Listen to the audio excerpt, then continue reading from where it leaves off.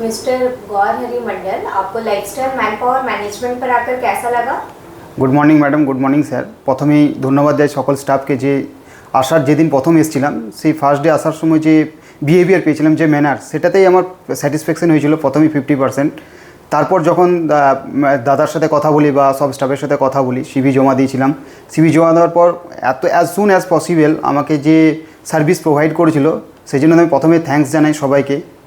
আর রাকেশদাকে specially thanks জানাই এই কারণে যে রাকেশদা কন্টিনিউ আমার সাথে মানে যে অ্যাডমিশন করার পর সেটার পর যে রাকেশদা আমার সাথে যোগাযোগ ছিল সেটা নয়, কন্টিনিউ যোগাযোগ করেছিল এবং প্লেসমেন্টের জন্য অ্যাজ সুন অ্যাজ পসিবল যত কুইক সম্ভব চেষ্টা করেছিল। তো সেক্ষেত্রে খুবই ভালো লেগেছে এবং যে জবটা পেয়েছি সেটাতে আমি স্যাটিসফাইড আছি ফুললি। ঠিক আছে, আমার যে ক্রাইটেরিয়া ছিল, যে এডুকেশন কোয়ালিফিকেশান, সেই হিসাবে আমি জবটা পেয়েছি, সেই জন্য আমি খুবই স্যাটিসফাইড। থ্যাঙ্কস টু রাকেশদা, thanks to all staff lifestyle management. Thank you.